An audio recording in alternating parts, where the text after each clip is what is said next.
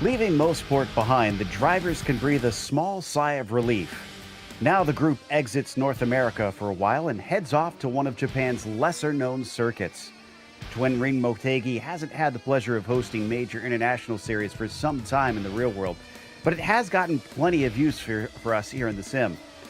Let's see who's brushed up on its road course as we get ready to watch round 10 of the Autobahn Sportscar Challenge. And you'll see it all live here on the Global SimRacing Channel. Hi, I'm Joe Peak, and with me in the booth today is Chad Irvine and DJ Clark. Behind the scenes is our director, Sean Crackers Ambrose, and he's using cameras provided by Dougie Beard. Motegi's road course is one of the few in the world that operates completely separately from its adjoining oval. Let's head to our track guide to learn more.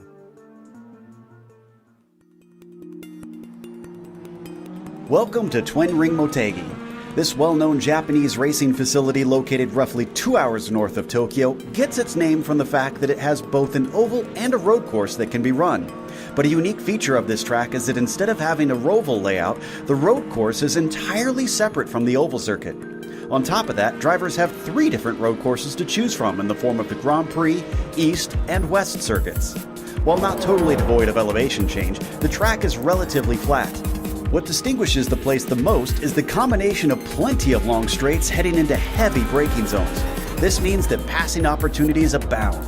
With it being built in 1996, it has most of the qualities you'd expect from a modern road course, including flat curbs, a fair amount of runoff, and multiple pit complexes. Oddly, because of the oval, the track includes night lighting for a portion of the road circuit.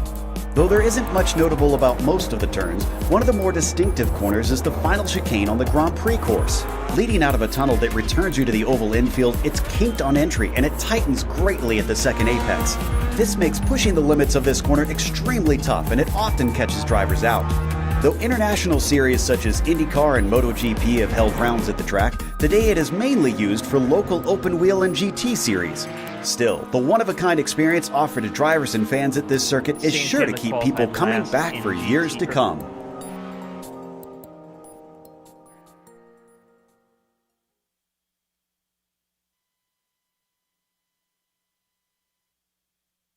Well, Twin Ring Motegi is one that has a bit of a unique layout, but with us running here a number of seasons, I have to imagine, DJ, that the drivers are pretty used to it.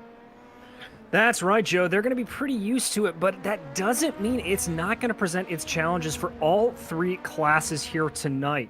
This tricky road course is really marked by the fact that it's very, very difficult to overtake here, even though just looking at that overhead shot, you would think it is easy. There are opportunities to get by, maybe going into turn 1 or turn 3, or maybe even coming off of that long backstretch into turn 11, but for the most part, it normally presents a pretty follow-the-leader race. Now, one of the biggest things that we always talk about in the Autobahn series here is the fact of this multi-class field, multiple lines of traffic that drivers are going to have to deal with. And specifically, when we get up into Sector 2, the sort of S's sectors of this track, it is going to present a massive problem, specifically for these LMP drivers.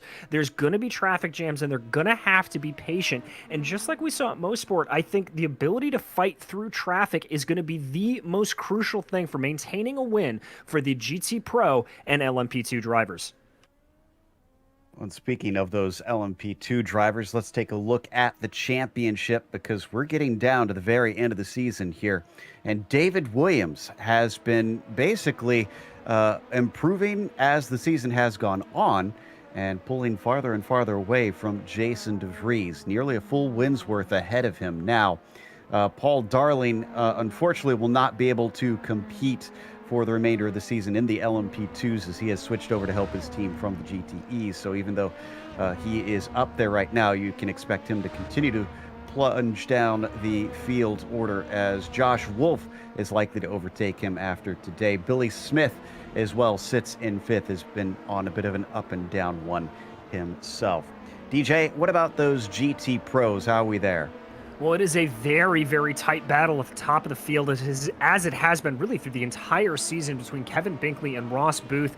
There you can see it, only 4 points separating those two drivers. Behind them, Christopher Pye's a good ways back, 58 points back off of Binkley. He's really kind of running in a field of his own, with Olivier Turcotte a good ways back from him as well. The battle for fourth, however, is a little bit hot, with Marc-Antoine Thibault there only a point off of Turcotte. So really the battles to keep an eye out for in GT Pro is that battle for first and that battle for fourth.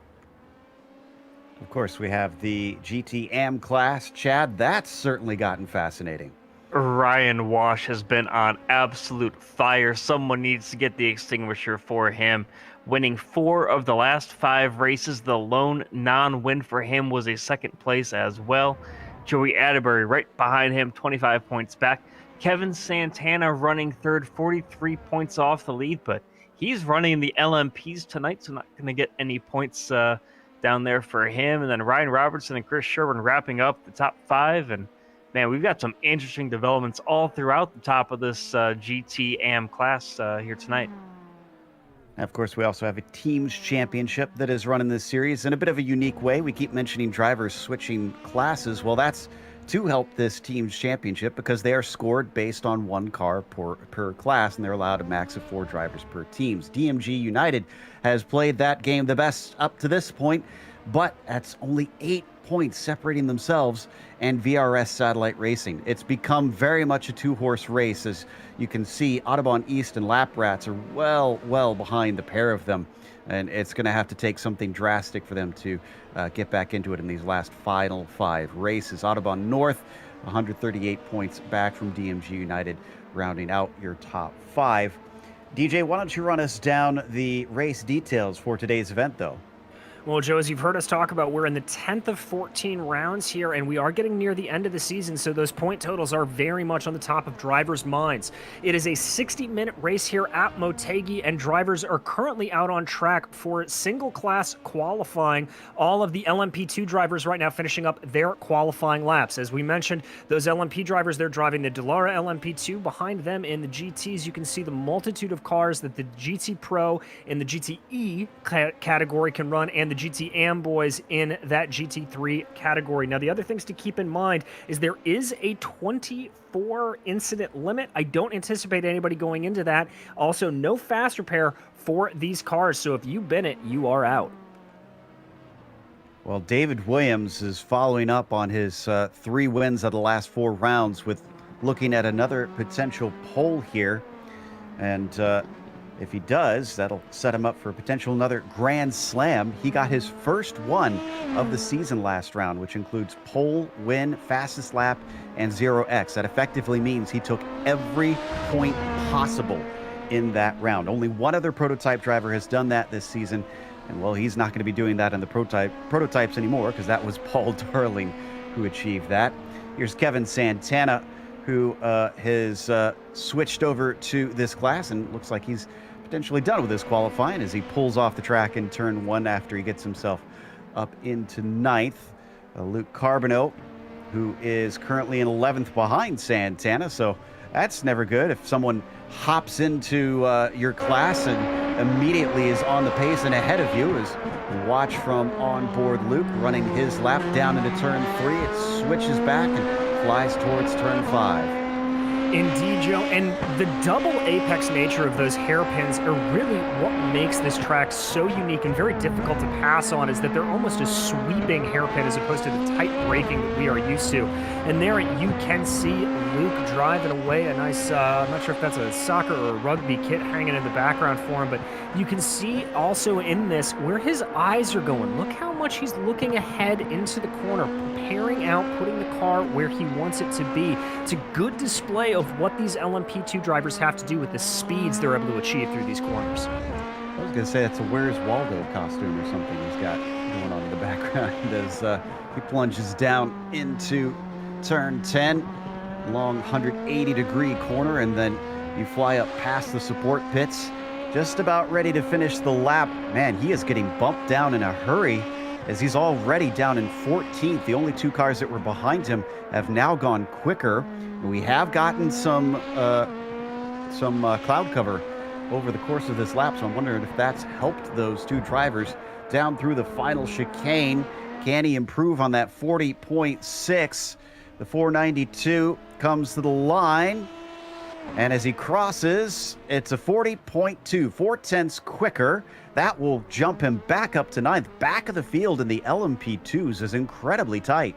It really is, Joe. From Robert Kanchan, who's qualified in 14th, all the way up to 7th of Mark Wilson. There is only about 6 or 5/10 of a second even riding on board with Kanchan here, currently the last of your LMP2s. A little bit of oversteer coming out of that final corner. Let's see if he is able to improve with those decreased track temperatures. Oh, he's not able to do it off by about 3/10 of a second.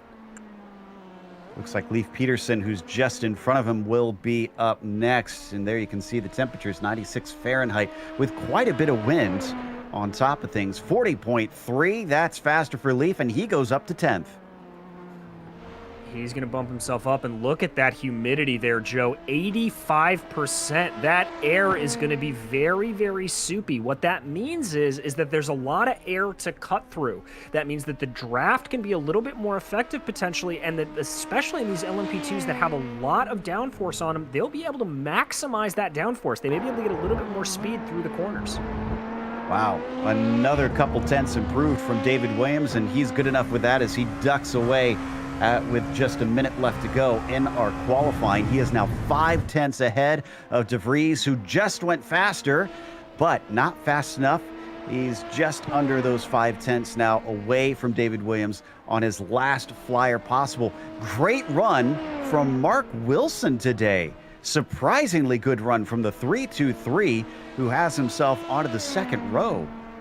Yeah, that's a really, really good time for Wilson here. We watch Garciera coming across the line. That's not going to be an improvement for him in the number 64 machine. Here comes Santana. We've talked about him a little bit. He is going to be able to go faster by about 100th of a second. I don't think that's going to bump him up. He's going to stay 13th.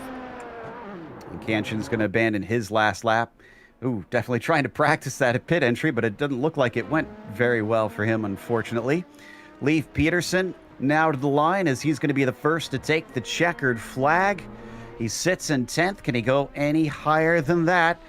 The 39 crosses the start-finish line, and it is a 39.9. That is an improvement, and that'll put him in 8th.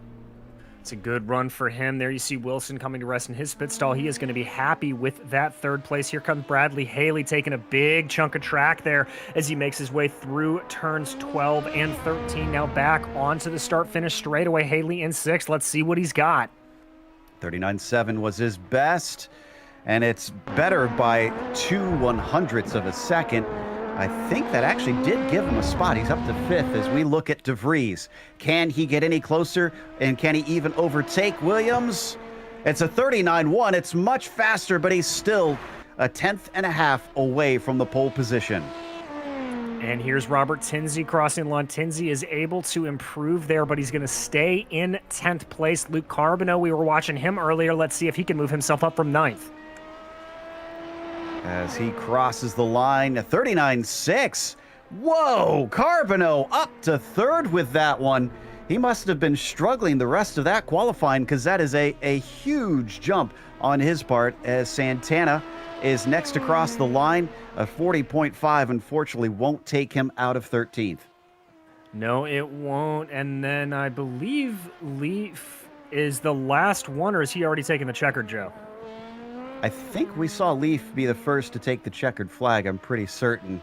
Let's see if he decides to try and complete it. He's going to keep coming around. Oh, well, as he botches that final corner, he's just going to drift off into the kitty litter as we end the qualifying for today. So fascinating developments there in the LMP2s, but also in our GT AM class, which we'll go over in a little bit as well, because we've seen a couple fast drivers down there in Atterbury and Wash, and though they are together, the one who's been dominant on track is not the one who has the pole here today for that slowest class of the field. 60 minutes that they're going to be racing out here in Japan, so it is their sprint format, and that is going to obviously put some more imperative on making passes when they're possible. As drivers can't sit around and wait for things to happen. We've now got the session over for qualifying. Let's head to our starting grid, and on the top of it is David Williams. Jason DeVries will be in P2 with Luke Carbonneau in the late stages, managing to get up to third. Mark Wilson P4 with Billy Smith starting in P5. Bradley Haley will start 6th, and then Brandon Garcia will be on the inside of the next row. Carter Kundinger starts 8th, Peterson 9th, and Robert Tinsey in P10. Josh Wolf, uncharacteristically far down the order, starting 11th. Kevin O'Keefe in 12th. Kevin Santana in 13th, and Canchin in P14. Starting off in the lead of that GTE category is going to be Paul Darling, followed by Stephen Jeffrey in second. Ross Booth, the first of your title contenders, is third, with Mo Islam in fourth. Young Park will be starting off fifth, followed by Kevin Binkley in sixth, with Vance Bow in seventh in class. Paul Lindsay will be starting off eighth, and Christopher Pies in ninth. Paul Slavanik will be 10th, followed by Dominic Dornenberg in 11th. And to round out the back of the GTE field, it's Jimbo Pfeiffer and Jerry Mueller. And back in GTM, Joey Atterbury on the pole, followed by Ryan Wash. Luke Schmidt starting third, followed by Ryan Robertson. Then Mark Kedrowski and Shane Hunter, followed by Eric Drapeau and David Perry. Then Teddy Tinklow and Sean Reese, Chris Sherburne and Dale Green. Wrapping up the field there in GTM is going to be Mark Schneidel and Joe Stifel, wrapping up the field over in GTM. Of course, we also have a few onboard cameras today. Luke is out there providing us with one. And of course, we also have Carter Kundinger joining us here. Hopefully we'll be able to watch a little bit more of his than we got to previously when he gave us a view. Kevin O'Keefe, also one who has provided us with a handy view today. And Tinklow is out there as well, making sure that we get to see what his perspective is like.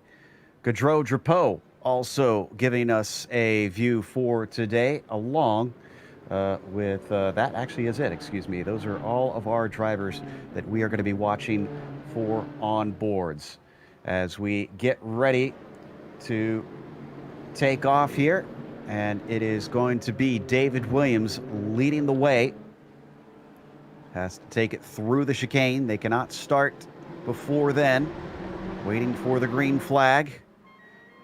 Oh, and a big check up there for a brief moment from David Williams, but the green flag is out and thankfully did not catch anyone out as they plunge down into the first corner. David Williams is going to easily be able to get into the lead behind him. All clear for the LMP2s. Let's go to the GT Pros. In those GT Pros, Paul Darling is off to a very, very good start with Stephen Jeffrey trying to line in behind. Behind them, it looks like Ross Booth was able to get a good flyer there coming up, trying to hold on. Mo Islam having a good rate, and we jump back to the GTAMs. And 1, 2, and 3, Atterbury, Wash, and Schmidt down right away, just streaming things through the first couple of corners. The first about 7, 8, 9, if not 10 cars are all single file through turn number 1. Well, glad to see that things are going well here at the start.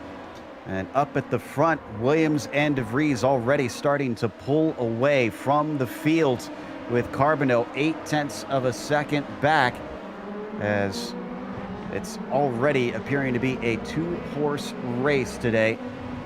Coming down into turn 10, the laps go by quickly in these very high-powered cars. They most certainly do. Already back onto the main straightaway, and the sun starting to set behind everybody. There you can see as they pull away, the draft coming into effect. DeVries thinking about maybe making a move there, but not quite close enough, but very good on the binders is Jason DeVries. DeVries making sure to keep Williams honest as they finish lap 1. Carbonneau blinking a little bit behind them, unfortunately, having some connection issues in there.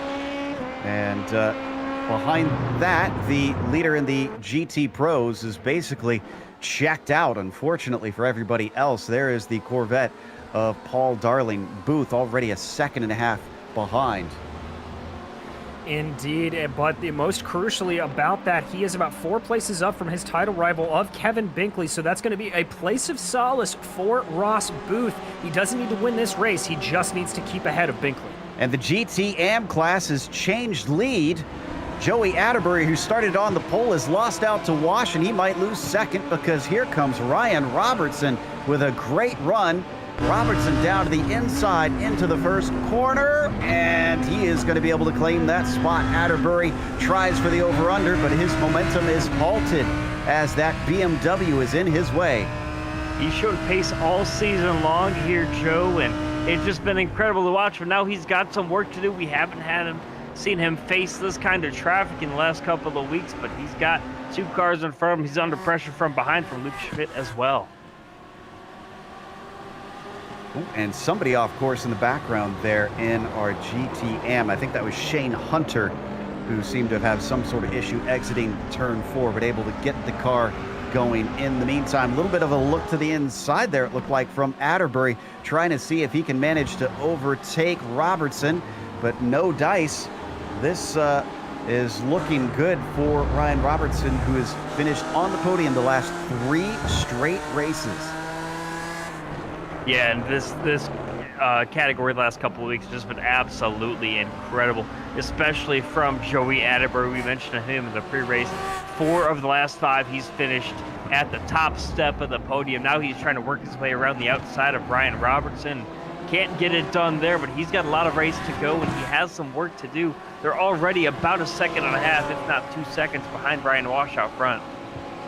It was Wash who had taken 4 of those last 5 wins, and as they come down into turn 11, almost contact. Robertson is having none of this, denies Joey Atterbury a very aggressive defense.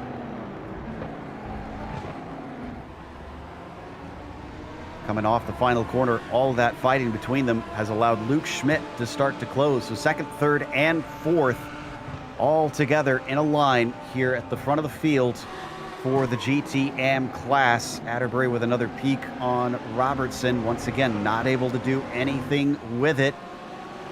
So the BMW leads the 2 Lamborghinis down towards turn 3.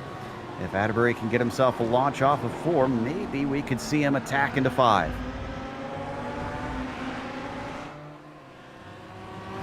Doesn't look like he's got a great exit here, unfortunately. So let's jump away up to the battle for 4th. Bradley Haley currently is leading along a string of cars, as one of them is Carter Kundinger, who goes wide down through turn 11, but Guaracia can't take advantage of it. He's also got Peterson behind him, Tinsey, and Wolf. Yeah, Joe, and this battle has been very, very close since the drop of the green flag, but the one bit of bad news from it, Mark Wilson, who had a great qualifying run, had a little bit of a spin coming out of turn 10. We ride on board here with Carter Kundinger. You can see his setup there in VR, racing that car along, keeping an eye on his rearview mirrors, as Garcia there behind him, very good onto the brakes as they dive it through one of Motegi's characteristic double apex hairpins. Back down along another one of the very long stretches they have here as well. But nobody seems to be close enough to be able to attack amongst this group, at least for the time being.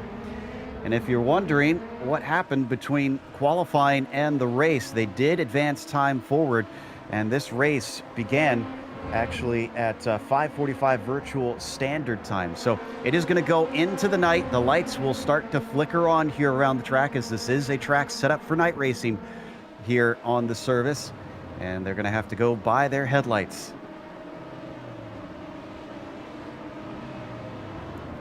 Got a little bit of a tussle. I thought we had a fight happening in the GTEs, but instead Tinsey and Wolf are going to go side by side. That is Tinsey to the outside, Wolf to the inside, as they plunge down into the corner. Wolf to the outside, as off in front of them goes Lee Peterson, and gives them both the position. And it's Wolf that's going to snatch up a couple here as he moves himself into 7th. Let's see what happened to Leaf here.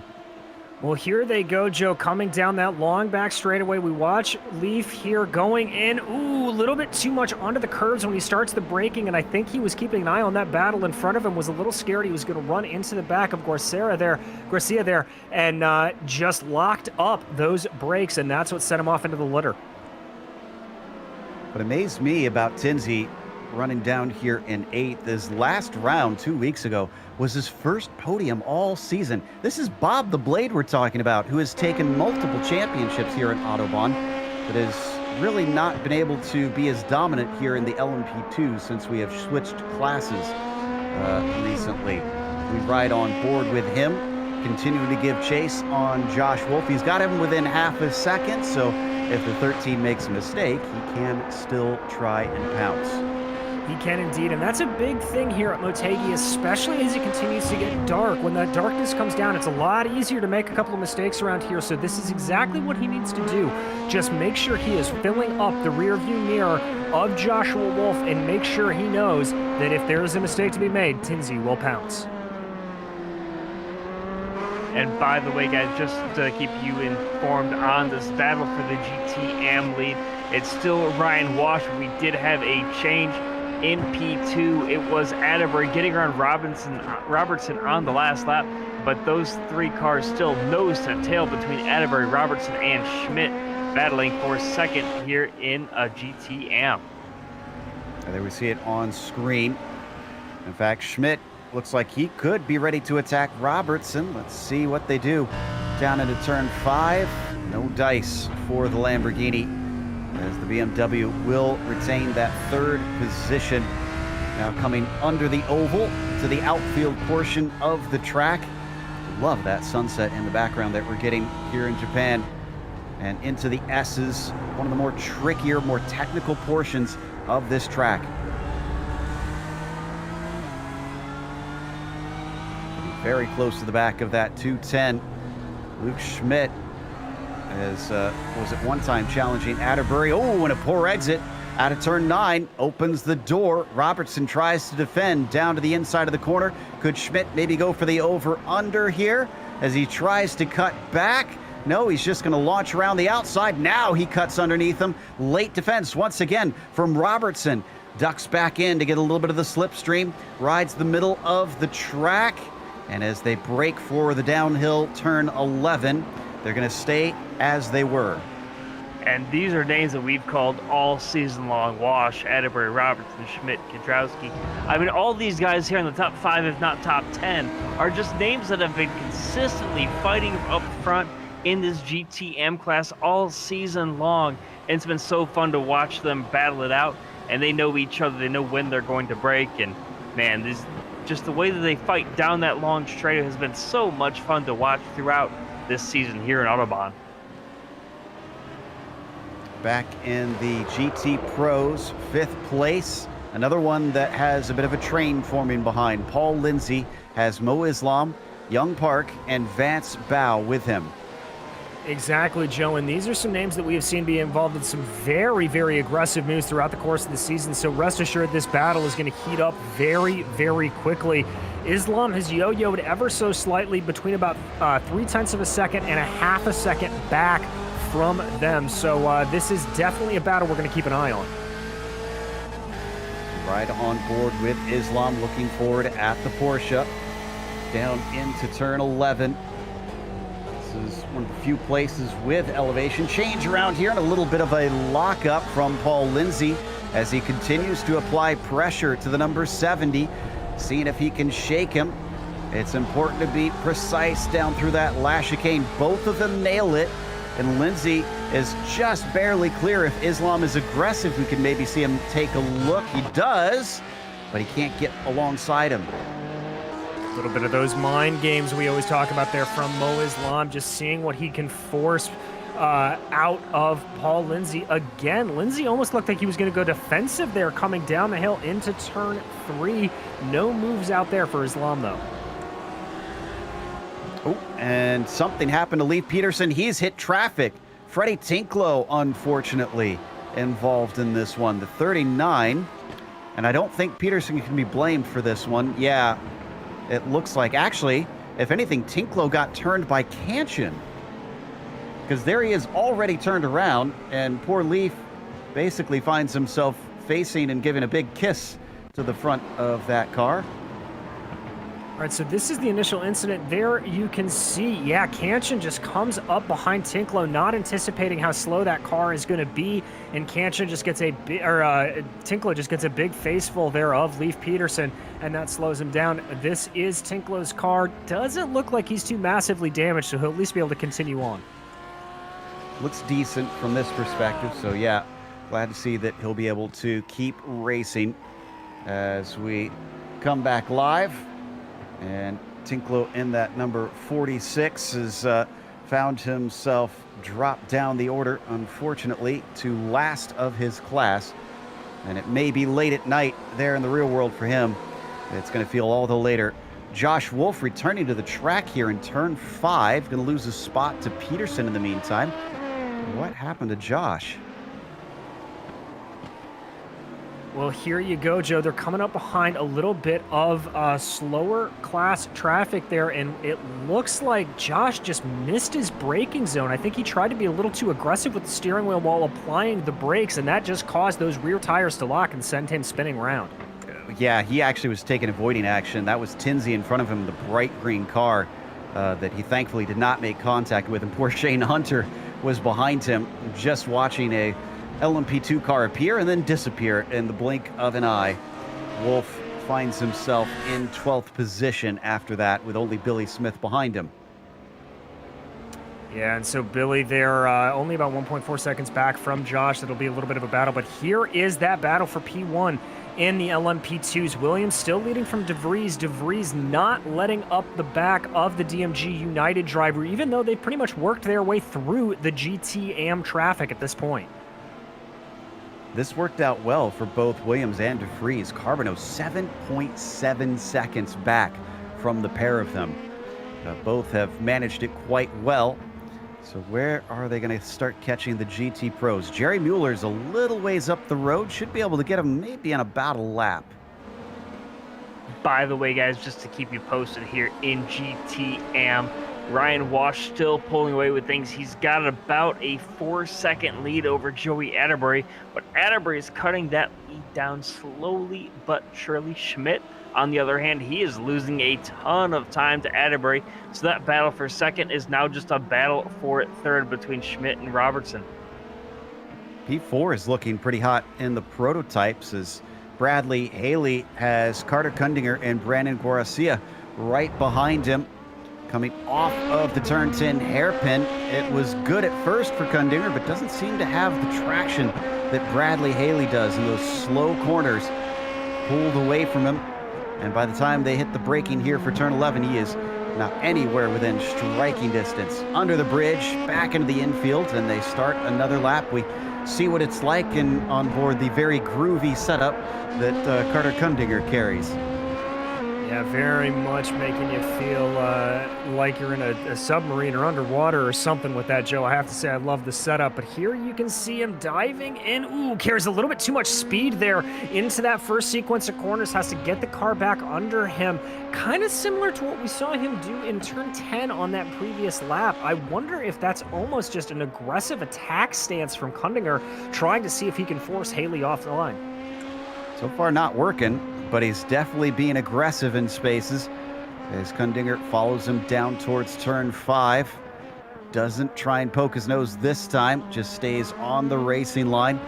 And they fly under the bridge towards the outfield into the S's. Let's see what the wake is like, having to follow this closely to another prototype. These cars so aero sensitive. Well, there you saw the Constantina effect, and there you see, Joe, even though we're not seeing a whole lot of understeer from Kundinger, I think the way he's positioning the car should tell you all you need to know. You see how he's diving in there, trying to get any bit of the side of the car that he can into clean air. He is very concerned about that dirty air. And then again, we see that very late dive into the apex from Kundinger, trying to get a good run off of the corner, and it's just not working. And something seems to have happened to Robert Cancian as he comes back onto the track here. This was at a turn 9. I think he just made a mistake. Unfortunately, driver error into this hairpin sends him off into the dirt. Car snaps and has to take the long way back and eventually finds the pavement. But by that point, the damage is done and he's down to 12th. Yeah, and that looked like an instance with Carter that I think, or with Robert Rauter, that I think he just carried a little bit too much speed into the corner, felt the car start to go and overcorrected, and that's what sent him out.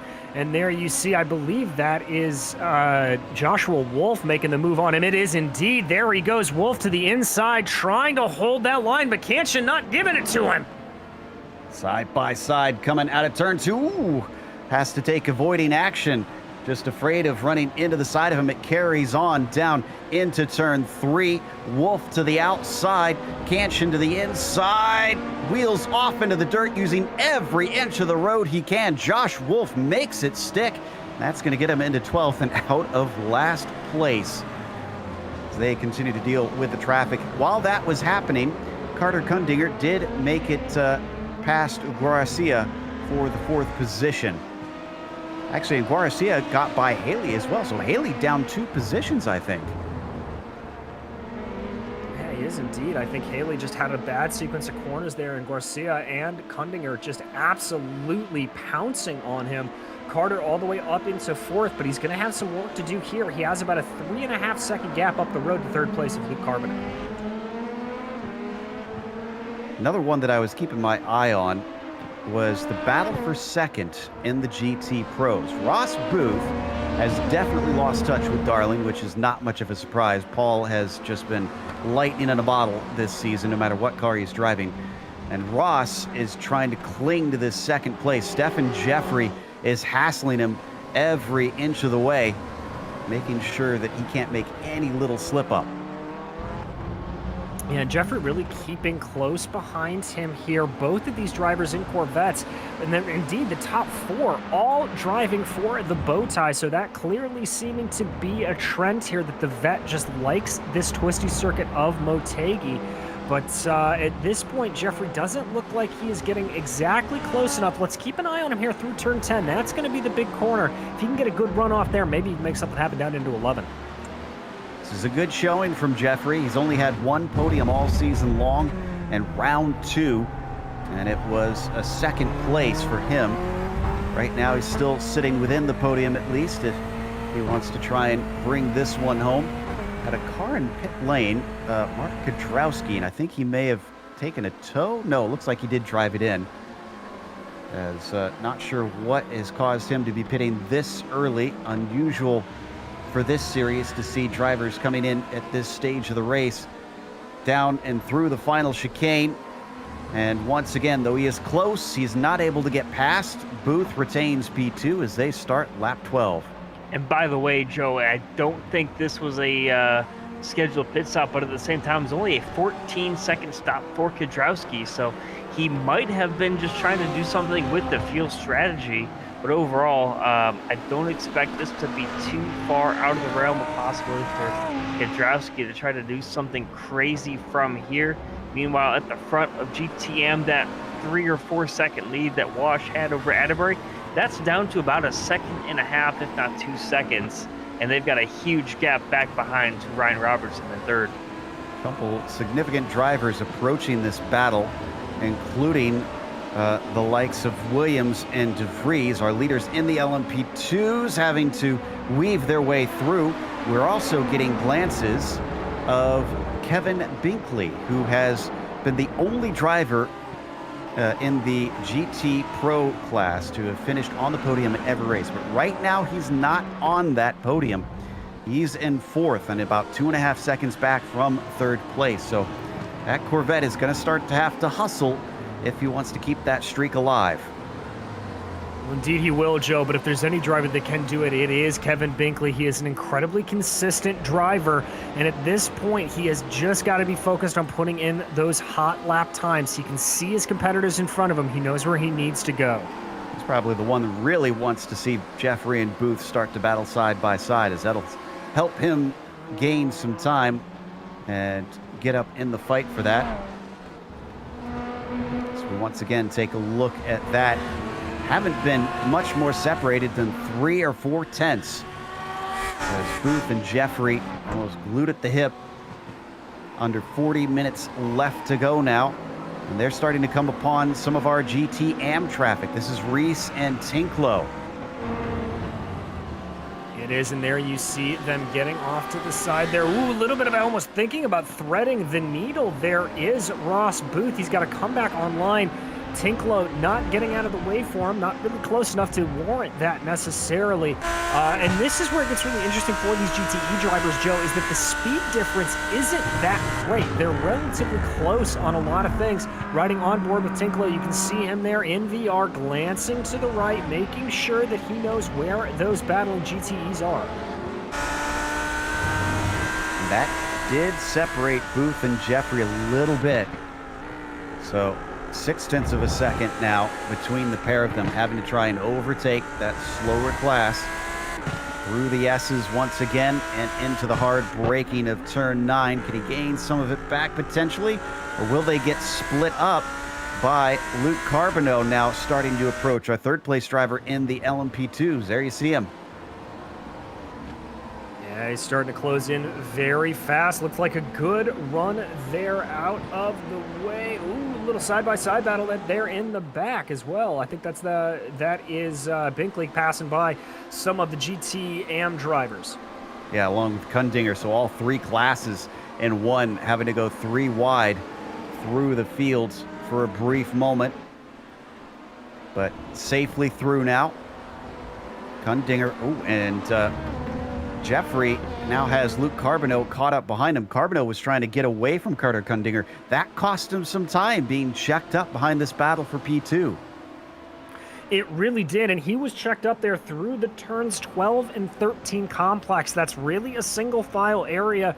And while it may have hurt Carbonneau ever so slightly, I do have to admire a little bit of his discretion there. That is a very dangerous place to try to do a multi-class pass, and doing so would probably result in one of those drivers in the grass. Oh, whoa, that one really checked up Booth. That was Carter Kundinger getting to his inside.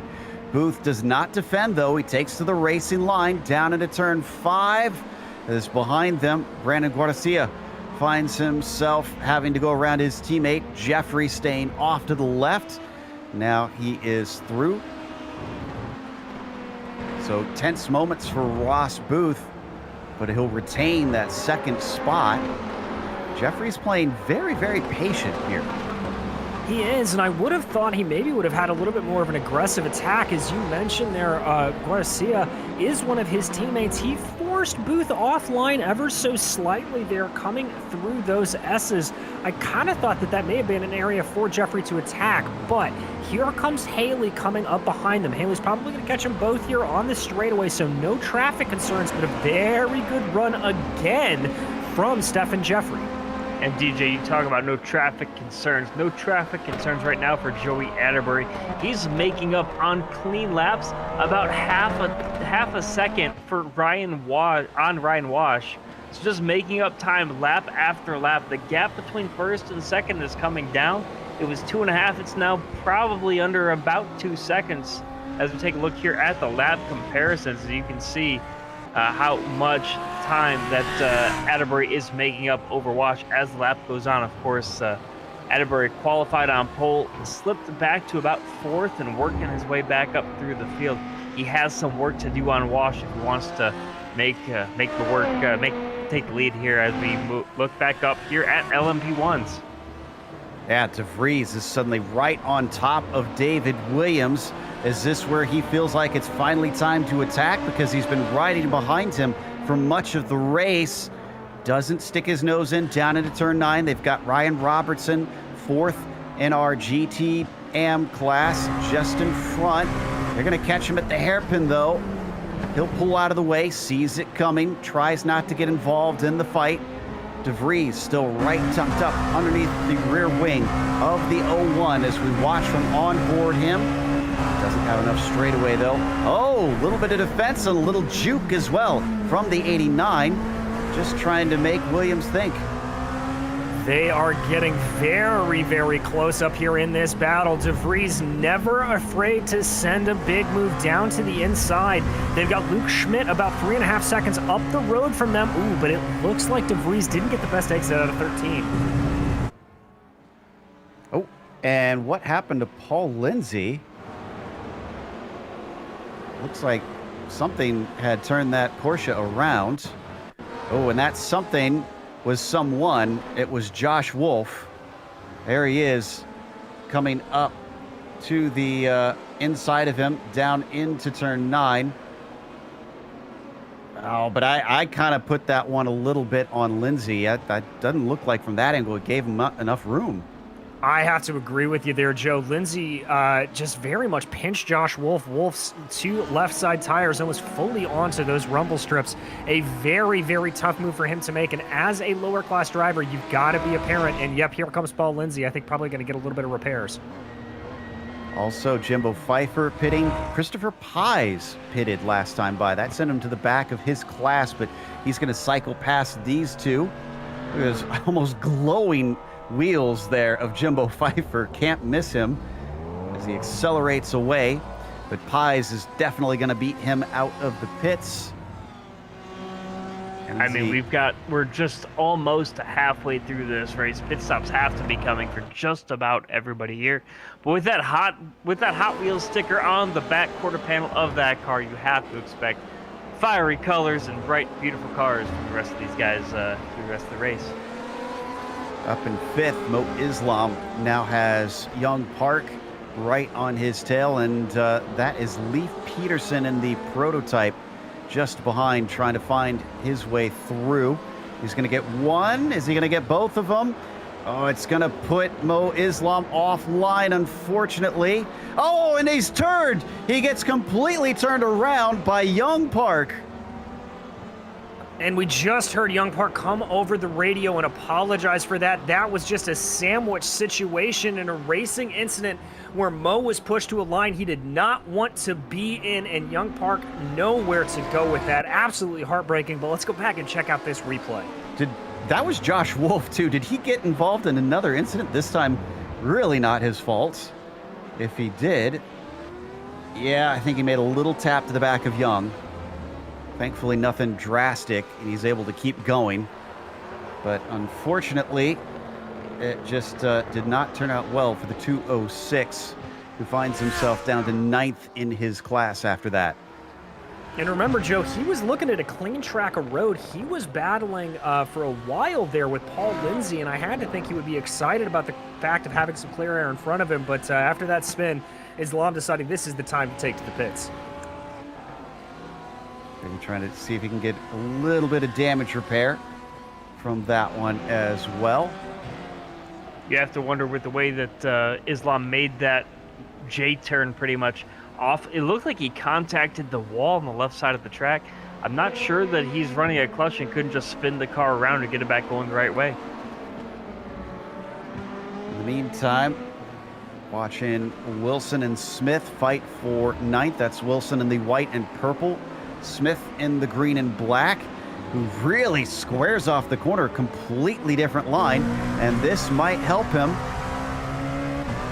As that's happening, I can report that Cortesia has come into pit lane. Defensive move. Wilson tries to cover him off, or maybe he's just trying to get by the lap traffic, as unfortunately for Smith, his teammates at the wrong place in the wrong time. Indeed he was. Very narrow approach there into turn 12 for Billy Smith. He's going to keep on the attack here. Next up the road is Paul Lindsay, it looks like. No, excuse me, Lindsay. It's Paul Darling up ahead of them in the GTEs. So that could be an approach. There's again, Joe, that very wide squared off approach for Billy Smith. That's just his preferred driving style around here. Wilson under attack as Smith manages to get to his left side, braking hard down into turn 3, and he's got the job done. That'll get him up into 8th position. Now, if I'm seeing correctly, I think Smith actually started from pit lane in this race. Because I'm seeing a marker that he has been down pit lane, but it's it was 19 laps ago. So that to me says that he actually, for some reason, could not take to the grid, and he's essentially coming from out of position. By the way, Paul Lindsay, you mentioned just a moment ago, DJ, he is down pit road. He's going to take his pit stop. He's got some work to do, though, if he wants to work his way back up to the front of this GTE field.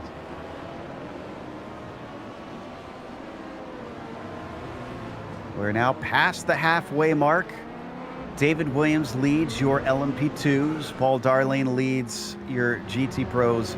And Wash leads your GT AMs, as this is Cancian fighting with Leif Peterson coming out of the turn 10 hairpin. Peterson looking to the inside. He's going to be able to get the overlap, but Cancian says, no, I can brake later than you, and he shuts the door. That is a really good job there for Cancian, just being a lot more brave on the binders than Leif Peterson. And Peterson losing a little bit of time now through that very, very twisty chicane bit before they come onto the straightaway. Cancian already moving his way past Shane Hunter and Eric Godot-Depot here, diving down into one. Nothing doing there. Peterson still doesn't have the advantage to try to get his spot back. Another taker from the GT Pros in the pits is Vance Bow, the 90 taking his service. Very spread out strategy thus far. We've seen a number of drivers in, but kind of smattered along the front runners and backpackers and mid-packers as we watch these two take it down into turn 5, trying to get past the lap traffic of Paul Darling, our leader in the GT Pros. Peterson has to remain behind. Speaking of spreading out, Joe, in GT AMS, between 3rd and 4th, Schmidt back to Robertson, it's grown to almost 10 seconds between 3rd to 4th. Meanwhile, it's still Wash, Edinburgh, Schmidt, your top 3 there in GTM. You see the Lambo letting a few more of our prototypes go on through. So things hopefully will remain uneventful for that 27. And we've just had trouble for a prototype. I have to take a look back at the replay, see who that was. Santana. Big trouble. That was a 666 of Santana. He was running in the top 5 of your GTM. He took to the prototype to help his team, but unfortunately it does not seem to pay off here. So we're watching the replay, and Wolf has also come into the pits as this has happened. Is this driver error? Absolutely. Wheels into the dirt. We've had trouble for Joey Edinburgh running P3 in GTM as well. We talk about him. He hits the inside wall in the pit lane. Oh, no. This is... Oh, yeah, and that was a pretty good clobber into the concrete. So easy to do out of that final chicane. That is one of the trickiest in racing that I have attempted. Yeah, I'm not sure if he picked up the left side tires on that grass in the outside wall or just picked up the throttle too quick. But yeah, those back tires just spun around and the car turned around on him. And from there, he's got some work to do. But otherwise, Ryan Wash still leads Luke Schmidt by about 6.5, if not 7 seconds there in GTM. Wash managed a 5th win out of 6 races here today. Just incredible how much of a gap he's put on the rest of the field in this GTM class, especially when we thought Santana was going to be the favorite this season. Luke Carbonell now pits.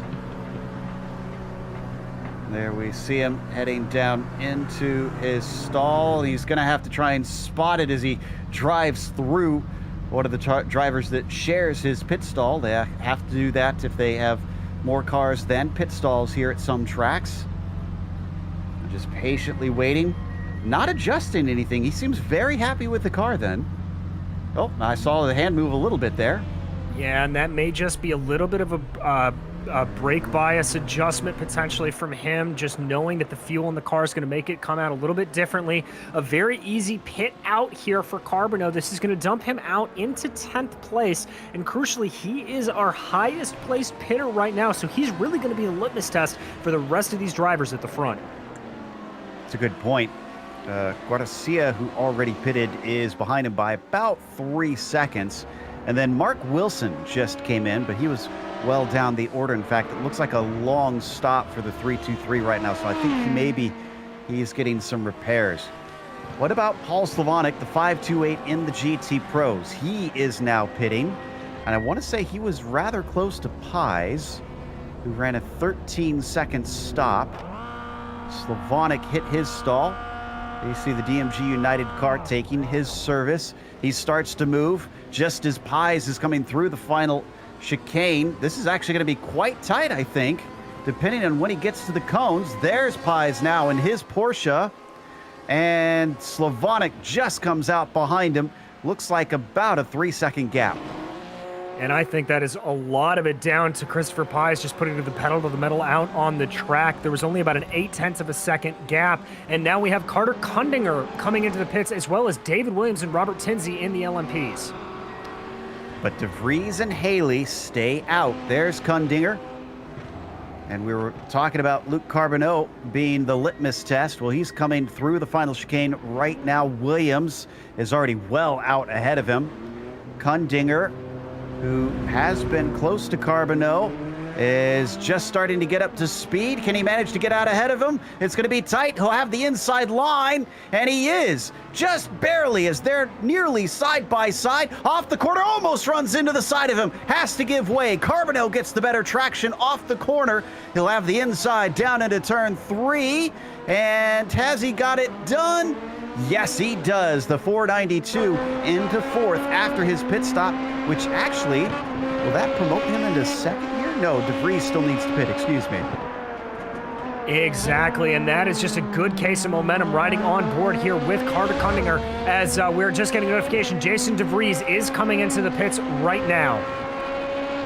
Speaking of guys coming into the pits, it's Joey Atterbury working his way down pit road for what hopefully is his only time down pit road this race. 16.4 was the time in his box, and we saw him in contact just a little bit ago. So he's back out underway, but he's lost a ton of time. We'll have to see where he cycles out through these pit stops. So we continue to watch these two. Ahead of them, Williams is trying to beat DeVries out of the pits, but DeVries is moving. He was hiding behind him for a long time. Did he save enough fuel that he's managed to jump him? And he did. DeVries with a handy gap of about a second over his rival. And you hit the nail on the head there, Joe. DeVries' stop about a 1.5 seconds faster than David Williams. There's the pit stop comparison you can see on your screen. DeVries' last win came at Interlagos, round 7. He's had 2 so far this season. Can he find himself a third and finally start to halt the incredible run that David Williams has been having in these recent races?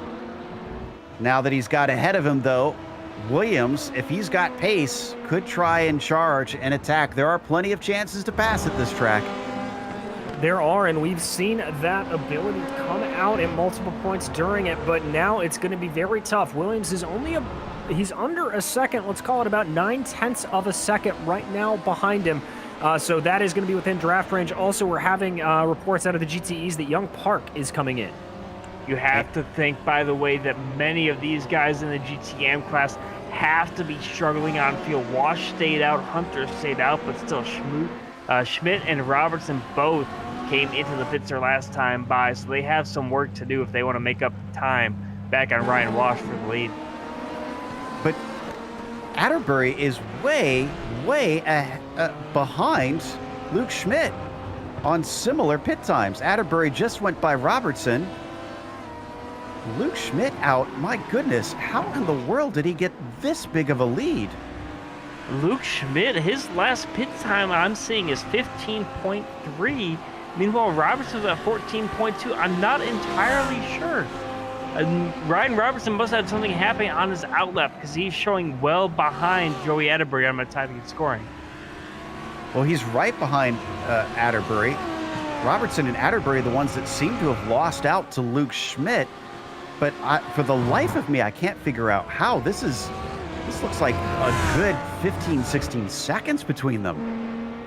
There had to have been some sort of accident that happened to the 51 and the 210. Yeah, I'm showing that Schmidt, his pit time was 15.3. He's 43 seconds behind the leader.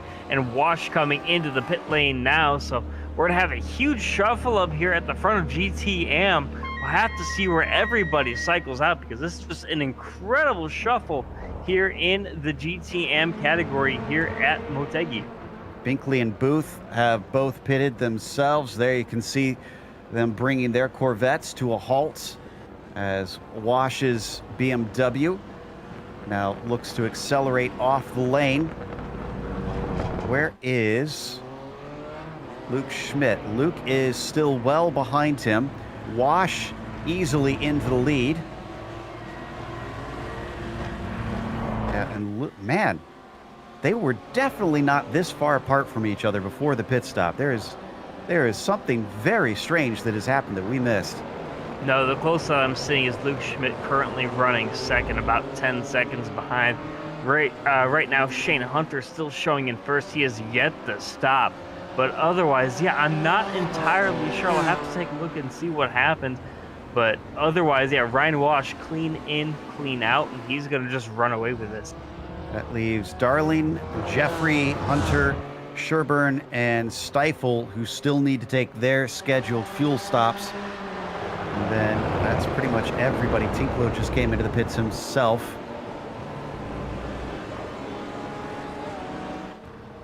Now, we had that battle out of the pits from Carbonneau and Kundinger to decide the last step on the podium. And Carter's making sure not to let him go. This is the 492 versus the 02. He's got him within about half a second. He is indeed, Joe, and he's very much just keeping that pressure on there. You see some slower cars getting out of the way. You can see they're riding on board with Carbonneau. Also, Joe, we have the leader of the GTEs, Paul Darling, diving into the pits, as well as Stephen Jeffrey. All right, so there goes our last two leaders in the GT Pros, already taking off. Darling well ahead of Stephen Jeffrey, who was fighting with Ross Booth, and Booth is coming through the final chicane right now. There's Jeffrey exiting his pit stall. Booth on the front stretch. Jeffrey to the cones now. Booth is coming up. This is going to be tight as they exit down towards turn one, but Jeffrey's got him. Literally coming out in pretty much the identical position that they came into the pits on. A 0.6 of a second gap on the pit stops themselves. Stephen Jeffrey going a little bit quicker, but that just enough to keep him ahead of the very, very quick Ross Booth. Shane Hunter, Chris Sherburne, and Joe Stifel all down pit lane. They were the rest of the guys in the top five that had not pit in GTM category. So they come down pit road for their only pit stop of the race, but they've got plenty of work to do. But not much between Atterbury and Robertson as they battled for the final step there, about 1.5 seconds between them as they work their way back onto the racetrack. On board with Stifel with his fight here with the P8 and the 003 in P8 rather. And only 15 minutes left on the clock. So, a quarter of the way left to go here for our drivers. We've only lost a few over the course of today. Lindsay, Schindel, O'Keefe are three that have retired thus far. Still 38 on the track, running deep into the dark of the night in Japan. It's a really impressive record and shows you just how much of a talent pool there is in the Autobahn series here. This is such a difficult track to drive and to get right, and everybody keeping all four wheels on the road for the most part and putting in a great show for us tonight. Taking a glance back at our overall leaders, DeVries retains the lead over David Williams. But remember, Williams took the pole and was leading for much of the race. He still also holds the fastest lap at a 1:39.166 compared to Williams. DeVries holds the fastest lap over Williams. Williams is 0.03 slower than him on that fastest lap. So he's not looking good on another Grand Slam, let alone a victory here today. He keeps him honest, though. David Williams hounding him with about 0.7 of a second gap between the pair of them. Yeah, Joe, I've been keeping an eye on that gap. They've been coming in and out of tonight, in and out of about a second or so gap. As we watch this battle getting into traffic here, Haley trying to chase, or trying to get away from, rather, Garcia for P5. Very close behind him. Up in front, that is Paul Slavonic, who's going to make sure and make his intentions very clear as possible. And they'll just find enough space down into the corner. Just barely find enough space. Slavonic there doing the best he can to stay out of the way. There you see Garcia coming up behind, trying to get something. Nothing there. He's going to launch down into that hairpin at turn 10 and see if he can maybe get a better launch through here to go down the backstretch. One of the more popular places to make a pass. You get a nice little launch, plunges downhill, and then you have a heavy, heavy braking zone at the end of it. But no, it's not going to give him anything, at least this time. Oh, but the traffic might play a part in it. That Porsche trying to stay out of the way. You see Haley there flashing his lights in anger. Oh, big checkup for Haley. May even have been a little bit of contact there, but it looks like Garcia not really able to capitalize on it. It's hard to pass there, even if you get the car in front slowed up big time. So they're going to stay as they were. Haley 5th, Brandon in 6th. They got a little bit more traffic now with Vance Bow, 5th in the GT Pros. Looks like Haley will be able to get past him. Will Garcia be able to as well? No. Great buffer there for the 428, as the Canadian, unfortunately, can't make his car disappear, and Brandon has to wait patiently. And that's going to spoil that battle a little bit for us, but it looks like Garcia able to catch it right back up, getting around some GTM traffic there. And again, another gap in between for Bradley Haley, so he's going to be able to breathe a little bit easier. Really coming down to it, 11 minutes left. The battle for second, side by side here. Kudrowski in a battle. This is with David Perry for 9th place in the GT AMS. Perry in the green Lamborghini, Kudrowski in the blue, white, and red Lamborghini. Coming out of turn 5 so far, Kudrowski holds the upper hand. Yeah, these 5 cars, 7th through 10th from Sherburne on back, they've been fighting the entire race, even including their pit stops. They've pitted at the same time, and they've been battling the whole time. And even further up front, the only real battle in terms of for the podium is Robertson trying to chase down Atterbury. They've been fighting for a long time. Robertson, of course, right now running 4th. He's about 3 seconds behind Atterbury for last step on the podium. And they are well behind Ryan Walsh, just running away with today's race in GTM.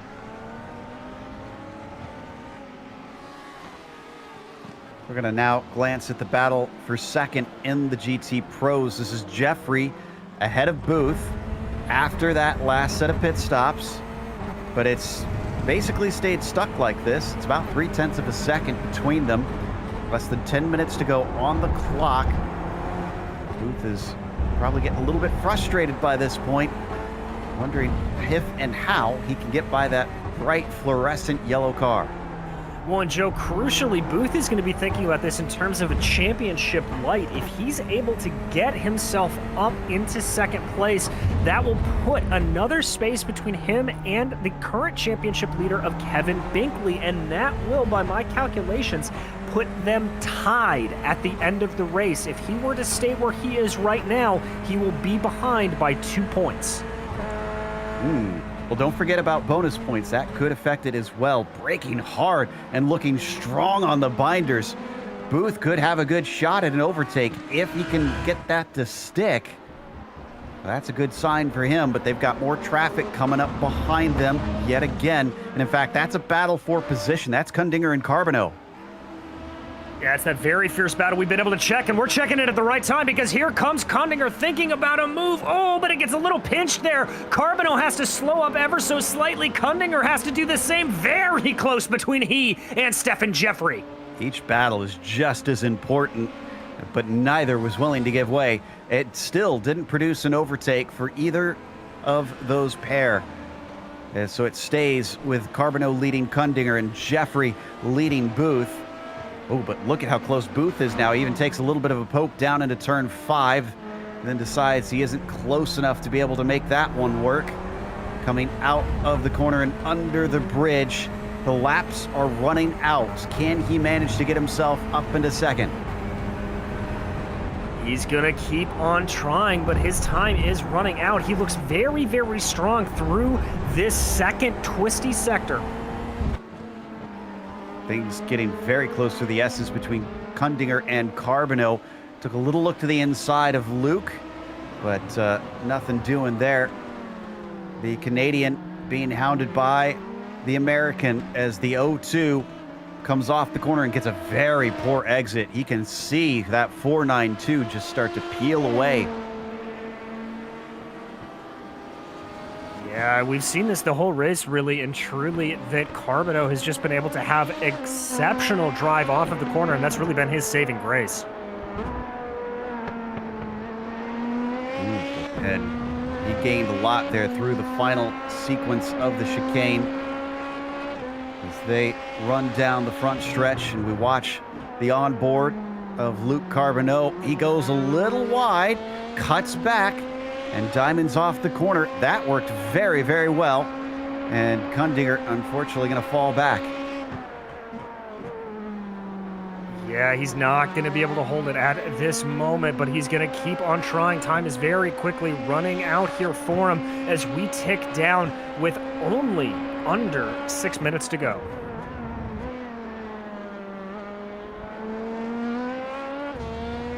All right.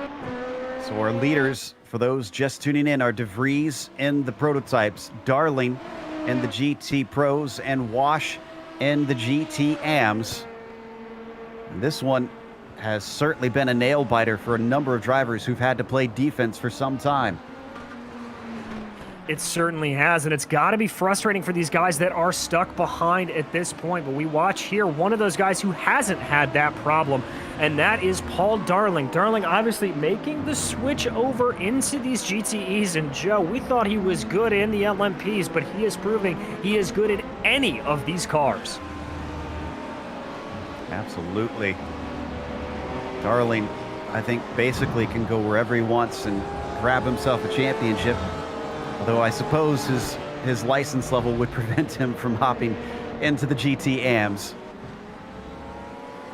As we watch Wash now, there on screen. 10 seconds ahead of Luke Schmidt. Wash looking for win number 5 out of 6 rounds after he took his first win, actually, back at round 5 in Imola. And he had only had 1 second place before that, and then suddenly it's like you couldn't peel him off the podium. He does not want to leave it. Yeah, the only battle here in GTM seems to be between Drapeau and Sherburne, and a couple of cars behind with Stifle right there behind for 5th. And I mean, these guys are fighting hard. Sure, you know, Washington just run away with things. Otherwise, these guys are fighting very, very hard between Drapeau and Sherburne. Watching from on board, Gaudreau Drapeau looking back as things are very tight with Wilson trying to overtake him. Eventually manages to get by and leave him be. Eric getting himself some space from Sherburne, and Stifle is now in the picture back behind him in that green and black Lamborghini.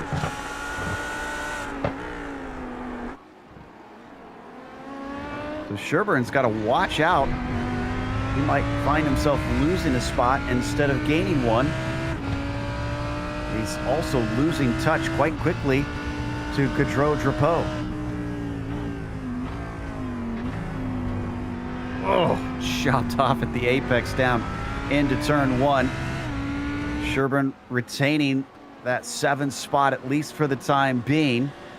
And he's going to be clear of an attack down into turn 3. Stifel's going to have to regroup and try again later.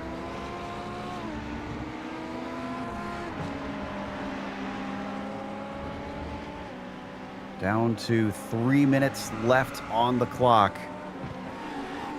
60-minute races might sound long to some, but it is a sprint format for these guys. If you're going to hear about a long endurance format for these guys, just look back to the race that they had at Spa, where you had guys trying to stretch it out to a one-stop here in GTM. That didn't work out for Santana. But man, the way that this season has played out, I mean, Ryan Wash, the last 6 races, he's just been on fire. Someone needs an extinguisher for this guy. We've switched to Haley now, still dealing with Brandon just behind him in that number 64. And way wide down through the hairpin. Brandon going to lose a lot of time. What was about half a second extends out to over a second. That might have just ruined his chances at being able to take that position, unless he gets a mistake out of Bradley Haley from here. We've only got, I think, 2 laps to go. I think that's about what it's going to be breaking down to, and Garcia certainly knows that. But let's check back up on that battle for P1, which continues to yo-yo here a little bit. David Williams not letting Jason DeVries disappear into the night. Well, look how close he is coming through turn 5. Just getting within a car length of that 89. Late move there from DeVries trying to get by Mo Islam. Thankfully, he saw it coming, gave him space, but aggressive moves. DeVries knows he cannot sit around. He has got to take those risks if he wants this win. He very much does, and you see just how much Williams is hassling him. He's doing a great job of just filling that number 89's rear view camera with nothing but headlights. Here he comes down the back stretch. Is this draft finally going to be able to do something? That's DeVries going defensive in front, maybe thinking about having to move on those GTDs. Indeed, he does. A lockup in front. That's almost dangerous. Oh, my goodness, he gets through. And by the way, you guys talk about Mo Islam, they're getting out of the way. You have to think, if you guys are the the LMPs there, you have to be very appreciative. Mo Islam, one of the top typically running guys in GT Pro, but this time not towards the front and gets out of the way. Very smart there from Islam. They're actually coming upon our leader in the GTMs. We're on the final lap of this race now. White flag has flown, which means that all of the GTM drivers will be on the same lap as Ryan. He's got to try and finish this one out. Can't get a free extra lap around here this time. Williams still keeping DeVries honest. 0.6 of a second between them. He's not looking close enough to be able to do anything. What has he got underneath him? Can Jason continue to withstand this pressure and get his 3rd victory of Season 10 here in the Autobahn Sportscar Challenge? Down through turn 9, that one looked nice and tidy. David Williams as well, not making any mistakes. Just flawless runs from these two out there, dealing with the traffic, figuring out the strategy, running incredible pace in the qualifying session. That fastest lap still is in the hands of Jason DeVries, by the way, so he is going to steal that bonus point as well. This might be a 5-point swing instead of a 4-point swing between them. Through the final chicane, Jason DeVries is going to win for the 3rd time this season in the Autobahn Sports Car Challenge. And then behind them, Ryan Wash himself comes through with a massive 20-second lead over his nearest rival to win the GTMs. Just incredible run from Ryan Wash there. He's got 20 seconds there. And then Joey Atterbury, even he has 3 seconds over Ryan Robertson for 3rd in class. So just a run away from everybody here on the podium. in GTM tonight. And Paul Darling doing what he does best. The other driver, the only other driver to have finished on the podium in every single race so far this season. Except in his case, it's in 2 different classes.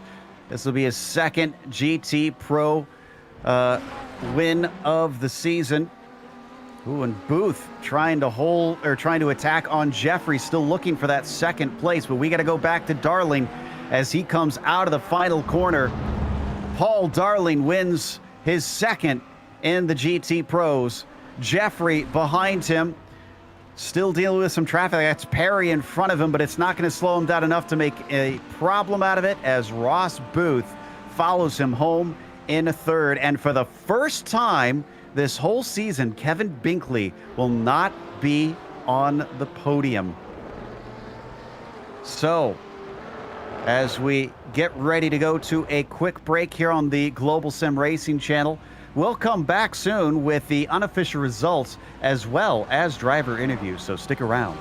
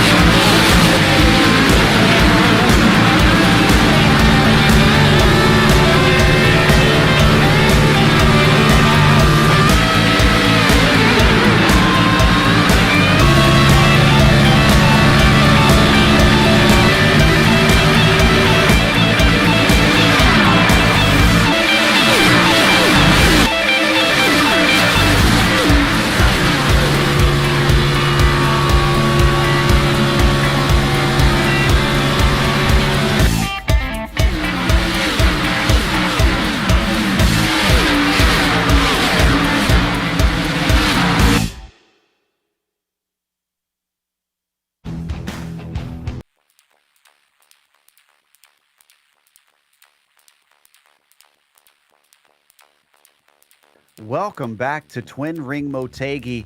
The 10th round here today in the Autobahn Sportscar Challenge wound up going to Jason DeVries this time, putting another hole in the championship run potentially of David Williams and lessening that gap.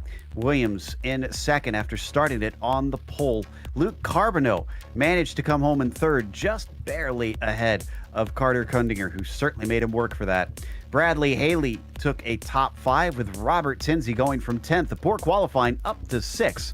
Billy Smith finished P7 and Brandon Guaracia in P8. Josh Wolf, who started from pit lane, wound up 9th. In the end, Kevin Santana and his endeavors over in the prototypes got him a top 10. The last driver on the lead lap was Leif Peterson in 11th. Robert Kanchan and Mark Wilson round out your field of prototypes. Taking a commanding victory after switching over to the GTEs was Paul Darling there, followed by Stephen Jeffrey, who managed to hold off Ross Booth to round out your podium. Kevin Binkley crucially came home 4th, which should tighten that gap in those GTE standings. Behind Binkley was Vance Bow in 5th, with Christopher Pies in 6th. Paul Slavonic was in 7th, followed by Dominic Dornenberg in 8th, Jimbo Pfeiffer in 9th, and Mo Islam coming home in 10th. Young Park confirmed over the radio just after the race that he had a little bit of an issue with the pitting, and that brought him home in 11th. And to round out your GTE field, it was Jerry Muller in 12th.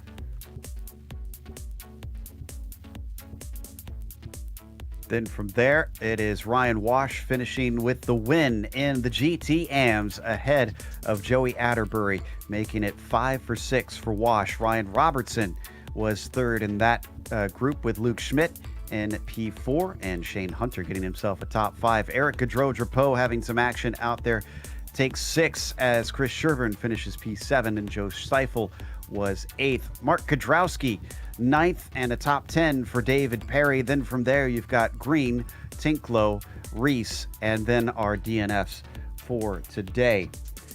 That takes us to our interviews for the prototypes. Our winner, Jason DeVries, up at the top this time. Jason, you followed behind David Williams for the first half before the pit stops. Was that all fuel saving, or were you flat out? I was flat out. There's a bonus point for fast lap, so I had to drive every lap like a qualifying lap. Whenever I was in the green, I just had to push as hard as I could. It's just so hard to pass here that I was stuck back there, and I never really got a good opportunity to pass him. And when I got in front, it was the same thing. It's really hard to get a run set up here. Well, in the end, you managed your third win of the season. It was starting to look a little worrisome coming into this with 14 points behind David Williams. Now, I don't know what the bonus points is, but obviously at the very least, you'll get 4 to try and chop down on it. With only 4 rounds left, do you think you can continue to pare that down and maybe snatch it away? Yeah, I think it's manageable. I mean, if I keep finishing in front, it's going to be really hard to beat that. The tracks coming up are just wild cards, so either one of us could get taken out, and that could really throw a wrench at things. I just got on the back foot at Imola when I ran out of fuel, and that kind of, that's being my second drop. But that was kind of the one big mistake this season that set me back. But just got to keep doing the good performances, and things will take care of themselves. You can't worry about points here or there. Just show up, perform, and all that stuff will straighten out at the end. Yeah, you said wild card coming up, of course. With Hockenheim being completely new, how much chance have you had to try and practice around there, especially with this LMP2? I've ran a couple laps there. It's actually a lot of fun. Turn run feels like Tete Rouge at Le Mans. And the only real dangerous part is the high-speed right going to the stadium section. It's really, really aero loose in the GT cars. And then the stadium lefts and rights, there's a lot of crisscrossing. It's really narrow there. But outside of that, I think it's a really good track. I hope we have a lot of people to pick the track up and show up. I really think this is going to put on a really good show, and I'm excited to have it on the schedule. Well, we're excited to get to call it for the first time in the Autobahn series. Congratulations on a win. Who made this happen? Everyone at the satellite racing team. David for letting me bounce setup ideas off of them. Brandon as well. The rest of the guys on the team that showed up and performed. It's a really cool team effort to bring everything together this season. I kind of stepped away from the day-to-day running of the league and transitioned myself in a little bit more involvement with the team, and I'm just really excited about the group of people that we've put together and how we're all pushing ourselves to get stronger. And then last but not least, the admins that run the league, Paul Lindsay, Kevin Santana, Carter Kundinger, and GSRC as well. I don't remember how many years y'all have been with us, but it's been a lot, and I thank you guys for everything that you've done for us. See you next week. Well, thank you very much, Jason.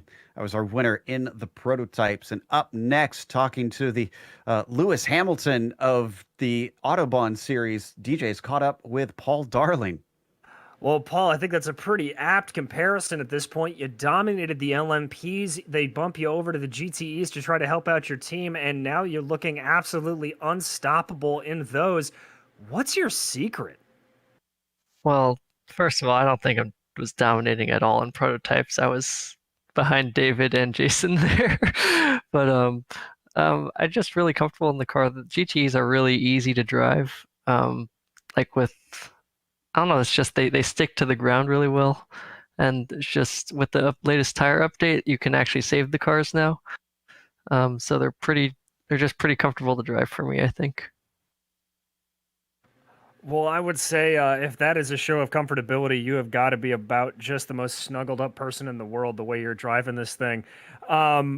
Obviously, you made the switch over for the team's championship, but you just drove away in this one. had to contend a little bit with obviously some of the crazy traffic around here, and this being a track that's not normally known for passing. How did you find coping with that in that sort of sandwich of a class that you're in now?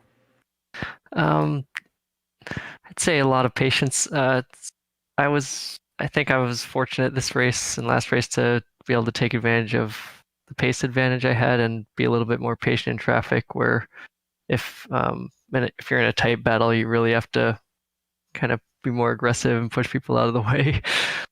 So just playing it safe and having a bit of a gap to play with could just bring it home to the end. Well, we just heard Jason talking a little bit about how excited he was that to go to Hockenheim and really hoping that a lot of guys would buy the new track. How do you think it's going to fare out there, and how do you think the racing is going to be? Do you think it's going to be a good place to overtake and maybe see a little bit of slicing and dicing up through the field? Oh, those are some very long straights. I don't own the track yet, so it'll be an interesting one to learn. But I know from watching the F1 races, there's plenty of straights on there to develop a draft train, maybe. So we'll see how it races. Well, we're looking forward to watching it. I can tell you that. But Paul, a great win here today. Anybody you'd like to thank? Yeah, just I'd like to thank all the DMG guys on the team. We're trying to do our best to stay ahead of the satellite racing guys. It's a really close every race here. I think we're probably coming out even with them after this one.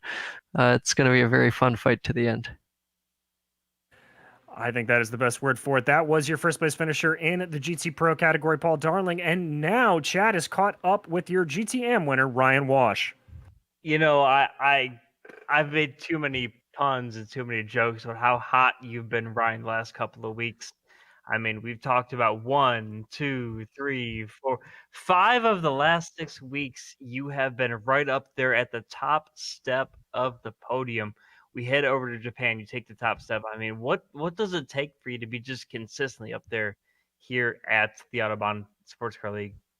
Well, I'll tell you, it ain't easy. I mean, you guys got to do these interviews earlier because I'm sitting there celebrating as soon as I cross the start finish line, and then I'm a little bit more calmed down by the time it gets to my turn. But it's not easy. I honestly was not expecting it at all this race.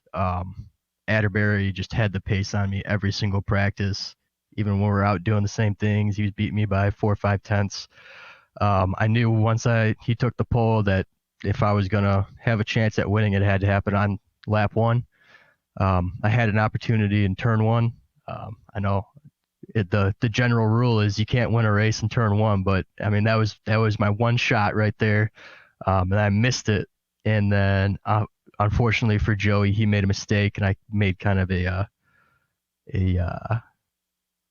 white knuckled move to pass him in a place that's not very easy to pass. And then my teammate Ryan Robertson also got in front of him from that mistake. And I mean, if it wasn't for Ryan getting in front of him and doing the best he could to keep him behind him, I don't think I would have won that. It's great to have teammates, that's for sure.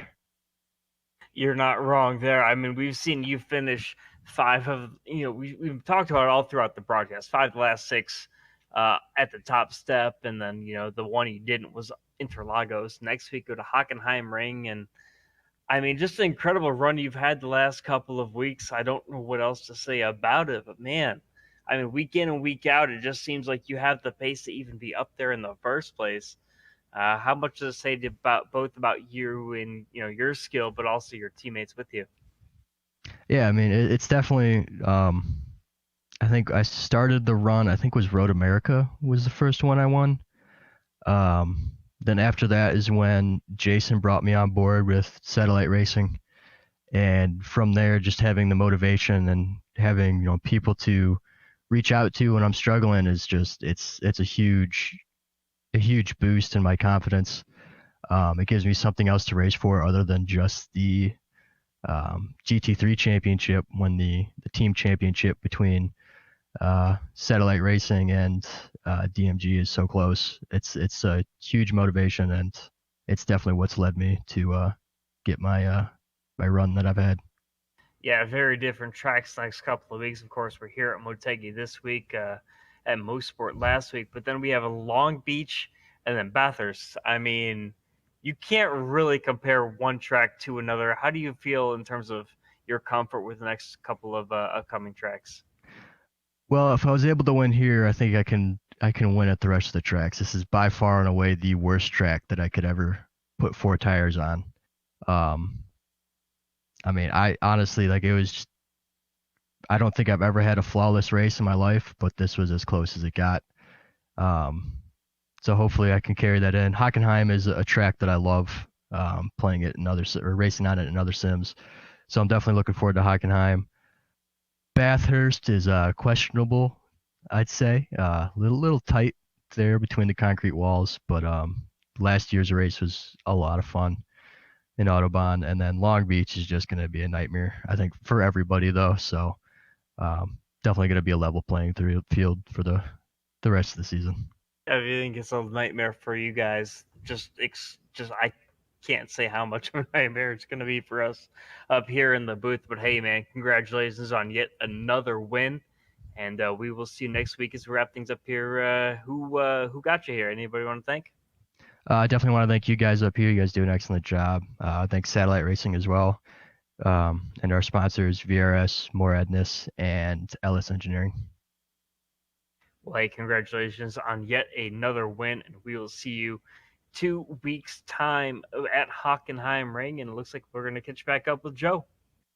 Yes, I've got David Williams with me, second out there on the track, but still leading in the points after today. David, it seemed that Jason jumped you in the pits. Were you surprised, or were you kind of expecting to see him appear in front of you?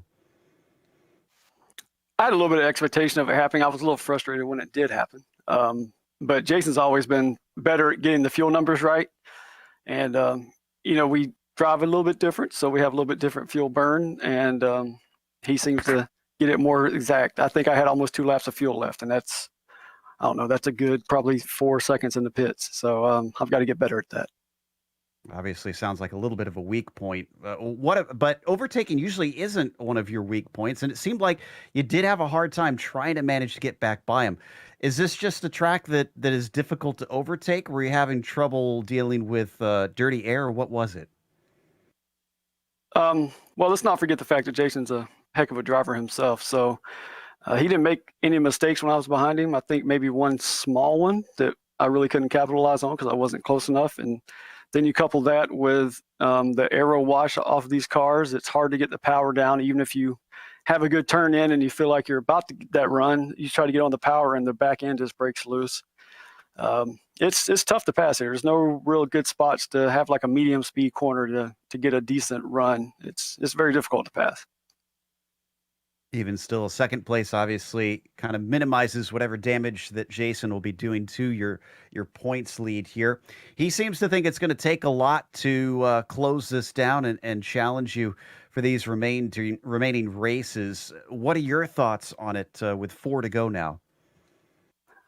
I think it's going to be a heck of a challenge between both he and I. We're both very similar paced. I would say Mossport was definitely a fluke and not the norm. So I think what you've seen here is probably going to be what we see the next 4 races. I know Jason's a little bit better here than me, so I was actually a little bit surprised to get pole. But also, I think he's better than me at Bathurst. I haven't even bought Hockenheim yet, and Rotoland is probably one of my best tracks. So we'll see how it plays out. But it's going to be an interesting 4 races. I'd agree. It sounds like, based on your predictions there, it should be fun to watch. Congratulations, and who helped make this podium possible? As always, thanks to Satellite guys. If you're out there tuning in, don't know, Jason and I are actually on the same team within iRacing, so we help each other out. So thanks to him for that on the LMP, and thanks to the guys behind the scene like Brandon and Cy and others that help us out and get these cars ready for racing. David Williams, second place in the LMP2 class. Up next, DJ has caught up with Stefan Jeffrey, who had a big fight at the end there. Well, Stefan, it seemed like that you and Ross Booth were just together for that entire race, going all the way through it. How'd you manage to hold him off? To be honest, I'm not sure. I was able to manage the tires early on in the race. I kind of sat behind him, took care of the fuel, took care of the tires.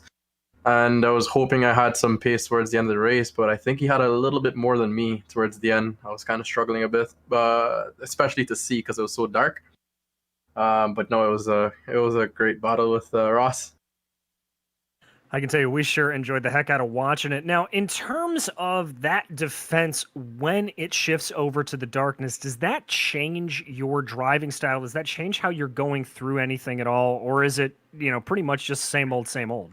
No, I didn't have as much laps in the dark here as I probably should have.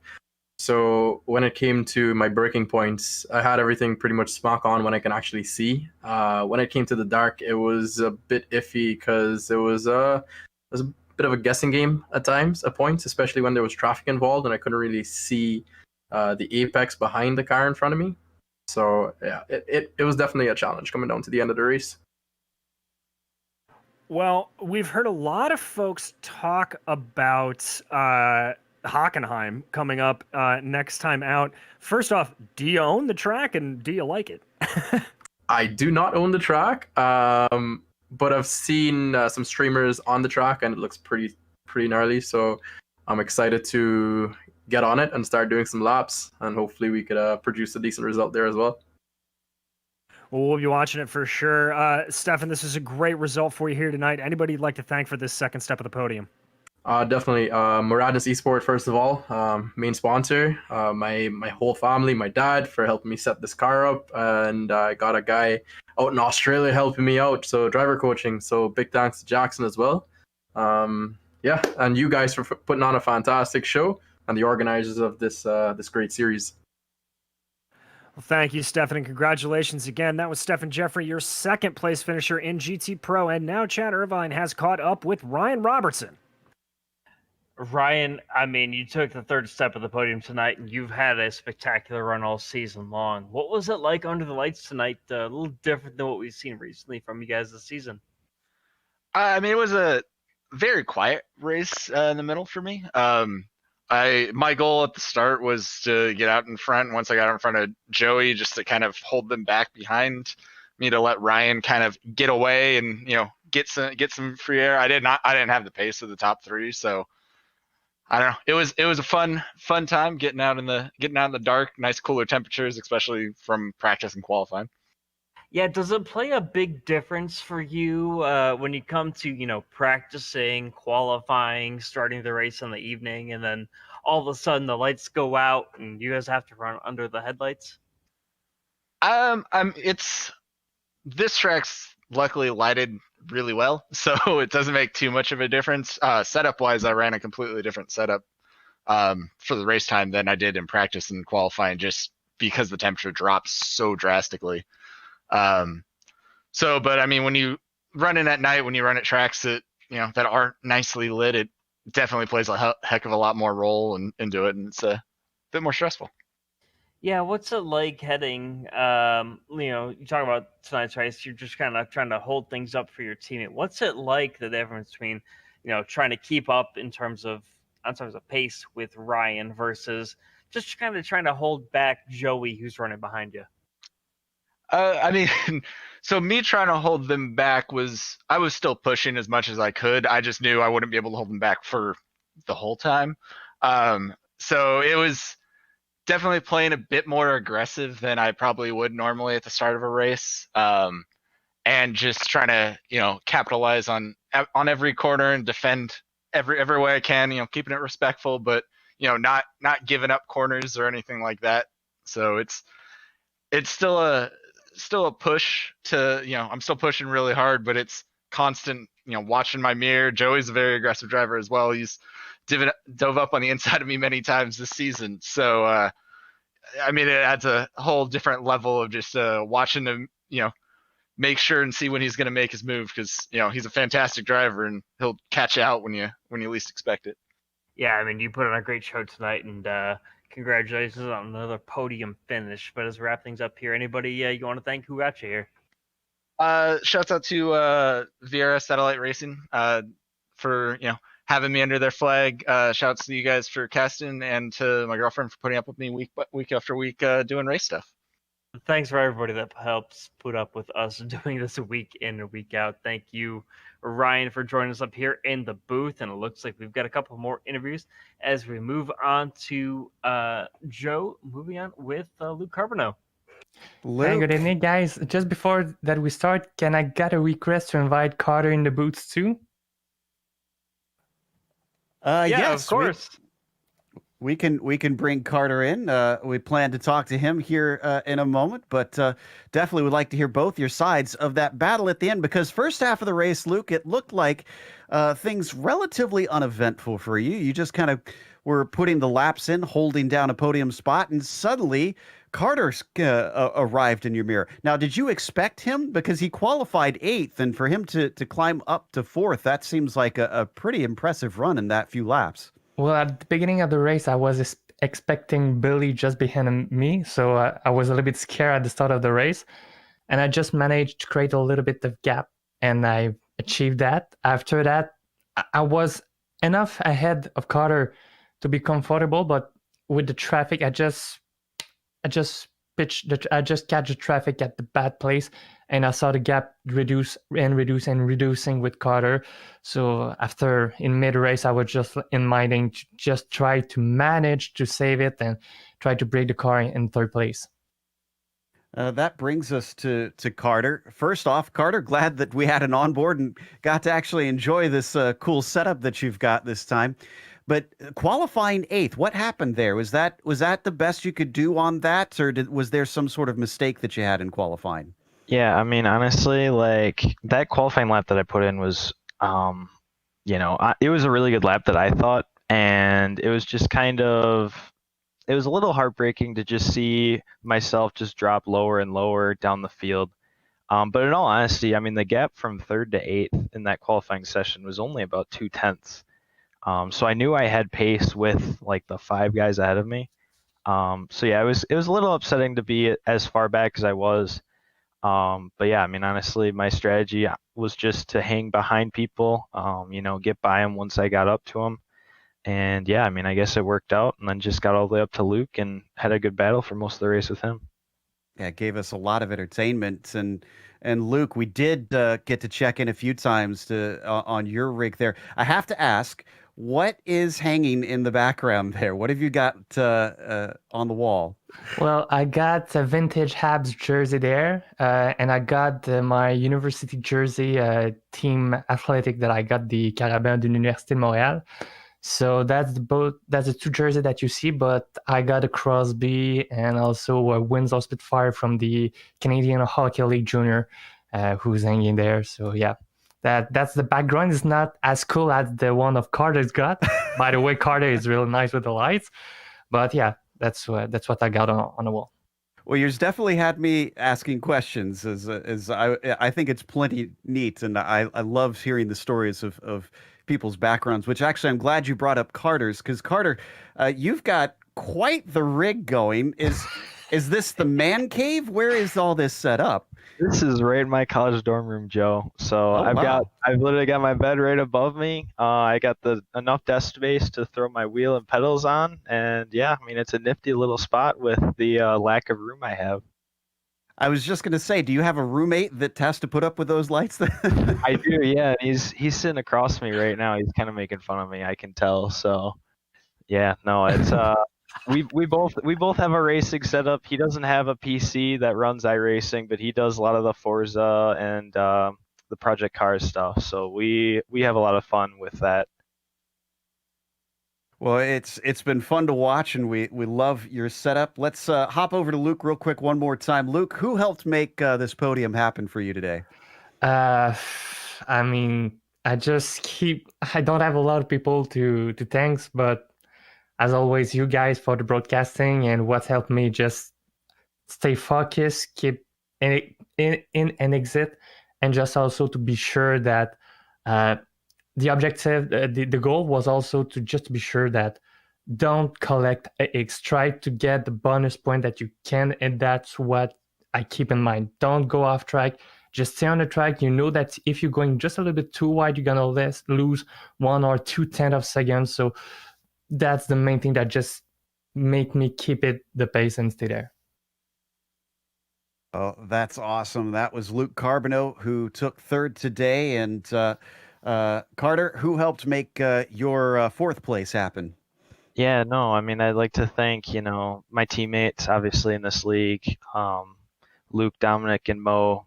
Week in, week out, we always have fun coming to Autobahn and racing.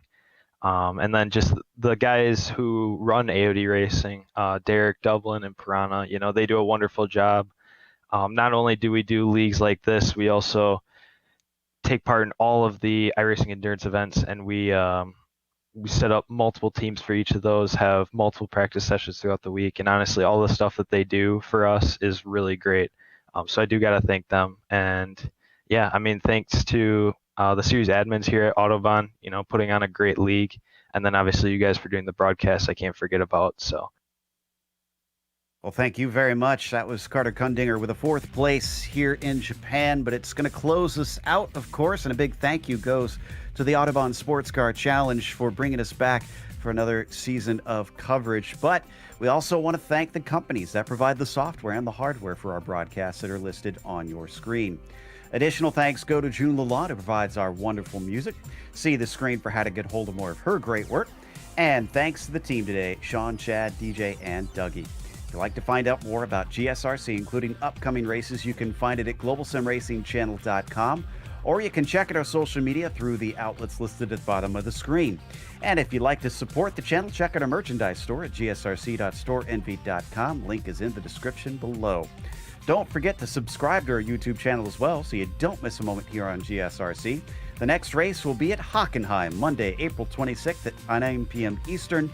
We also have upcoming races for other series listed on the screen, so check those out and mark them down on your calendar. However, until next time, race clean, race hard. We'll see you on the track.